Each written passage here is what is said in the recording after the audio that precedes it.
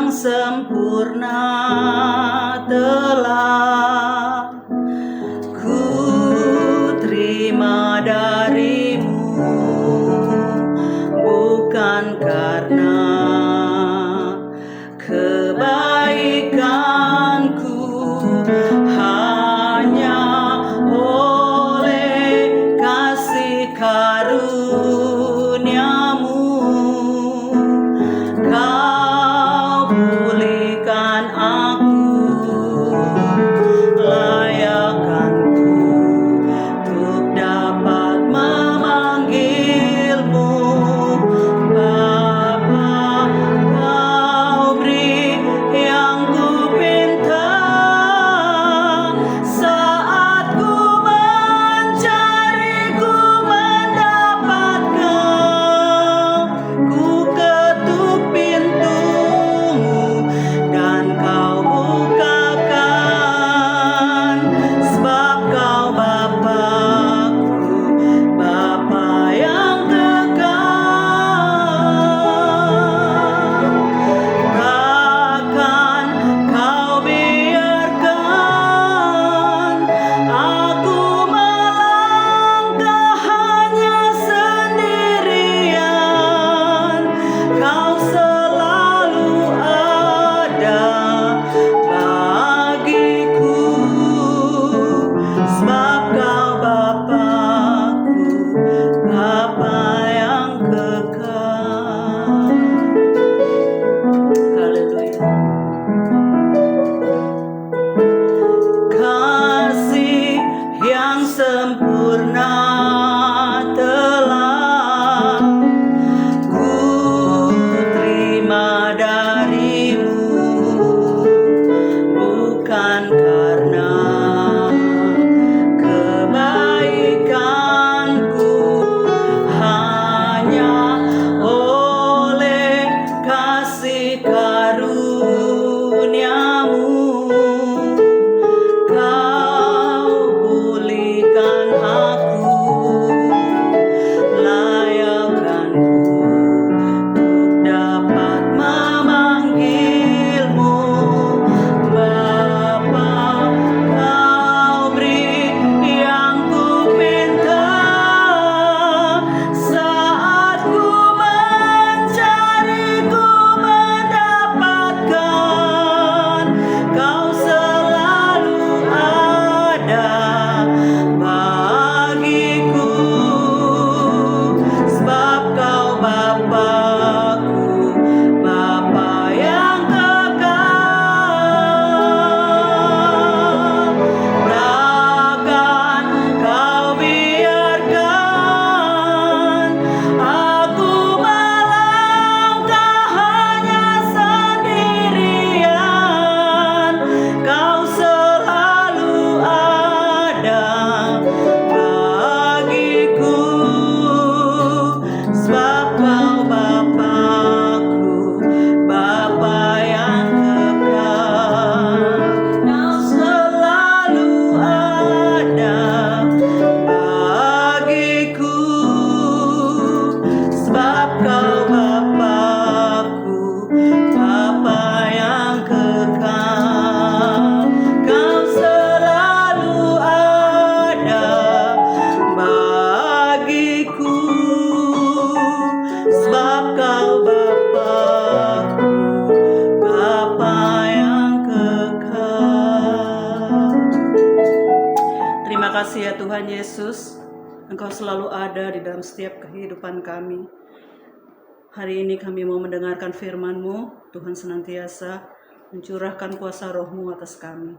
Kami siap mendengarkannya. Hanya di dalam nama Tuhan Yesus. Haleluya. Amin. Shalom Bapak Ibu Saudara yang dikasihi Tuhan. Saya mau ajak saudara kita akan membaca dan merenungkan firman Tuhan yang pada hari ini memiliki tema saat kita merasa cemas. Dan saya menganjurkan saudara membaca firman Tuhan yang diambil dari kitab Mazmur pasal 94 dan pasal yang ke-119.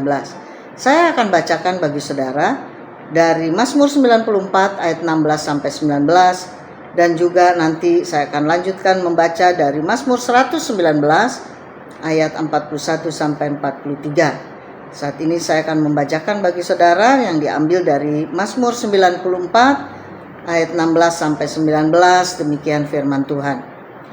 Siapakah yang bangkit bagiku melawan orang-orang jahat? Siapakah yang tampil bagiku melawan orang-orang yang melakukan kejahatan? Jika bukan Tuhan yang menolong aku, nyaris aku diam di tempat sunyi. Ketika aku berpikir, kakiku goyang, maka kasih setiamu ya Tuhan menyokong aku. Apabila bertambah banyak pikiran dalam batinku, penghiburanmu menyenangkan jiwaku. Saya akan lanjutkan dari Mazmur 119 ayat 41 sampai 43 yang berkata demikian. Kiranya kasih setiamu mendatangi aku ya Tuhan, keselamatan daripadamu itu sesuai dengan janjimu, supaya aku dapat memberi jawab kepada orang-orang yang mencela aku, sebab aku percaya kepada firman-Mu. Janganlah sekali-kali mencabut firman kebenaran dari mulutku, sebab aku berharap kepada hukum-hukum-Mu. Perasaan cemas adalah sesuatu yang manusiawi. Dalam dunia yang penuh tekanan, ketidakpastian, dan pergumulan hidup, kita semua pasti pernah merasa cemas. Bahkan orang-orang percaya pun tidak luput dari badai kekhawatiran. Namun Alkitab tidak membiarkan kita tanpa penghiburan. Firman Tuhan memberi kita pegangan saat kita dilanda kegelisahan. Apa yang disediakan Tuhan bagi kita di saat kita sedang cemas? Maka yang pertama, Tuhan menyediakan penghiburan di tengah kecemasan. Mazmur 94 ayat 17 sampai 19 dimulai dengan jika bukan Tuhan yang menolong aku. Daud dengan jujur mengakui kegelisahan hatinya. Ia berkata bahwa jika Tuhan tidak menolongnya, ia sudah binasa. Tetapi justru di tengah pikiran yang kacau, penghiburan Tuhan hadir dan memberi kelegaan. Saat cemas, jangan larikan diri dari Tuhan, tetapi larilah kepadanya. Bukanlah hati dalam doa, dan biarlah kasih setianya menyentuh hati. Hal kedua, firman Tuhan menjadi pengingat akan janji dan harapan. Mazmur 119 ayat 49 sampai 50 berkata demikian. Ingatlah kepada firman-Mu kepada hamba-Mu, oleh karena Engkau telah membuat aku berharap. Inilah penghiburanku dalam kesengsaraanku, bahwa janji-Mu menghidupkan aku. Pemazmur memegang teguh firman Tuhan sebagai sumber harapan. Firman itu tidak hanya menjadi informasi, tetapi menghidupkan dan memberi kekuatan baru. Membaca dan merenungkan firman Tuhan secara rutin, jika perlu menghafalkan janji-janjinya. Ketika kecemasan datang, biarkan Roh Kudus mengingatkan kita akan firman-Nya. Hal ketiga, penderitaan membawa kita dekat dengan Tuhan. Mazmur 119 ayat 71 berkata, bahwa aku tertindas itu baik bagiku, supaya aku belajar ketetapan-Mu. Kecemasan sering muncul dalam penderitaan, tapi justru melalui tekanan kita diajar untuk lebih memahami dan menghargai firman Tuhan. Tanyakan kepada Tuhan bukan hanya mengapa aku cemas, tapi juga apa yang Engkau ingin ajarkan bagiku melalui ini. Lihat kecemasan sebagai panggilan untuk lebih dekat kepada Tuhan. Hal keempat, firman Tuhan menjaga kita dari kehancuran. Mazmur 119 ayat 92 berkata, sekiranya Taurat-Mu tidak menjadi kegemaranku, maka aku telah binasa dalam kesengsaraan-Mu. Di tengah penderitaan dan kecemasan, firman Tuhan menjadi penopang. Tanpa firman itu, kita bisa kehilangan arah dan hancur. Jadikan firman Tuhan sebagai bagian dari kehidupan sehari-hari. Jangan hanya membaca saat sedang susah, tetapi biasakan menjadikannya makanan rohani setiap hari. Nah, refleksi kita pada hari ini, saudara, Cemas bukan tanda lemahnya iman, tetapi saat kita tetap berpegang pada Tuhan, di tengah kecemasan, disitulah iman kita bertumbuh. Mazmur 94 dan 119 mengatakan diri bahwa Tuhan hadir dan bertopang saat kita gelisah.